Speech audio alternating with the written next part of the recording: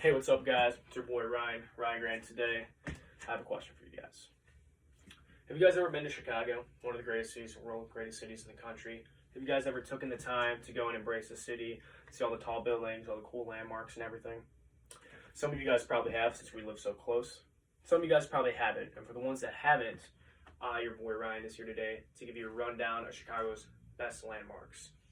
Today we'll be talking about the Bean, the Willis Tower, and lastly, Wrigley Field. A lot of you guys are probably wondering, Ryan, what do you know about Chicago? You're just a kid from Tinley Park who says he's from Chicago on vacation. You are right, but I have firsthand knowledge of all these landmarks. I've been to them multiple times in my life. I see them every year very frequently, probably once every 3 months. A lot of firsthand knowledge of these wonderful landmarks I'm about to show you.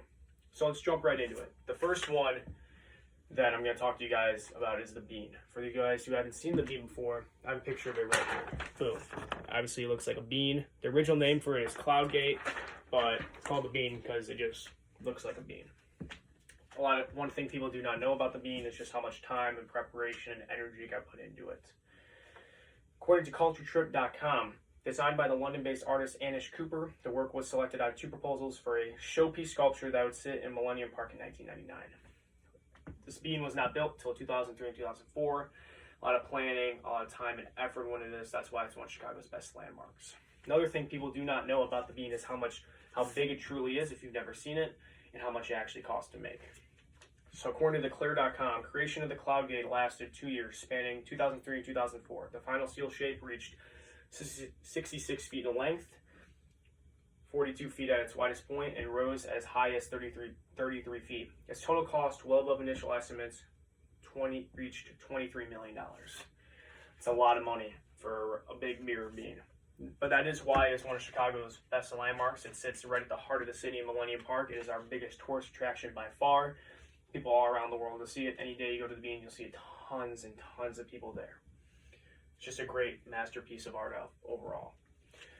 Now that we're done talking about the Bean, we're going to take a walk southwest to Chicago's biggest building, the Willis Tower. One thing about the Willis Tower is that obviously it's our biggest building in Chicago, right? It's huge, it's massive, it's one of our biggest tourist attractions. You can't even look at the city without seeing it. But one thing people do not know about it is when it opened up and when it became a tourist attraction for us. So, the Sky Deck, or Willis Tower, opened in 1974 and attracts more than 1.7 million visitors annually. Now, the Sky Deck is kind of the tourist part of the Willis Tower, because part of it is for business for the company Willis. But that's the part that's very touristy, and that's the part that I would like to show you and that I'm talking to you about. It attracts 1.7 million visitors annually. Another thing people do not know is that the Willis Tower has a skybox in it, an all-glass skybox that lets you stand in it. Almost makes it feel like you are floating above the city of Chicago. It's one of the most famous attractions in Chicago, and is one of the most scariest too, as it's very high above the ground. According to WillisTower.com, the ledge or skybox, glass box, is 1,353 feet and 103 stories up. It's pretty high up for just a glass skybox. I personally have been in it before.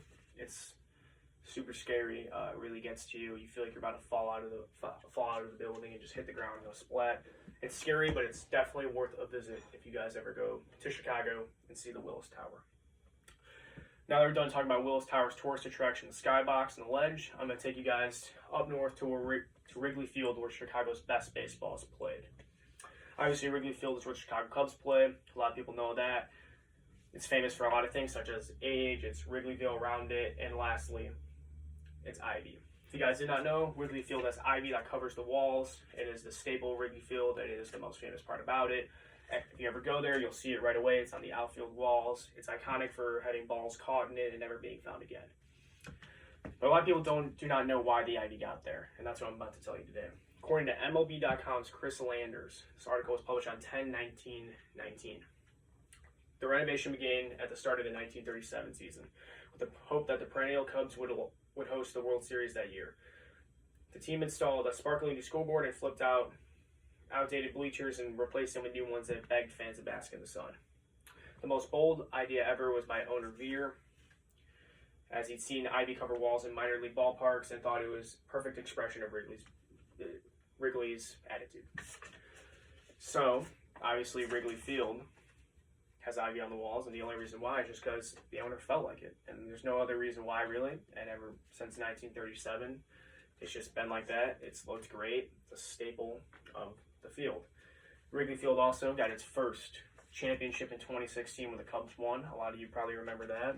And that's first time ever got a World Series because the Cubs have a famous drought of not winning anything for 108 years. But that changed, and now Wrigley Field is where winners are played. So now that we have seen everything, such as the Bean, Willis Tower, and Wrigley Field, I encourage you guys to go visit the city of Chicago and go visit these landmarks. They truly will grasp the true attitude and everything about the city of Chicago. And I really hope you guys will take the time to go walk around there, see all these beautiful landmarks, go to the Skybox, go to the Bean, go to the Wrigley Field. And I hope when you guys are there, you remember, hey, my boy Ryan in class told me about that. And these truly are great landmarks, and I really like them. So I'd like to thank you guys for coming and watching my speech, as it was a pleasure talking to you guys. Thank you.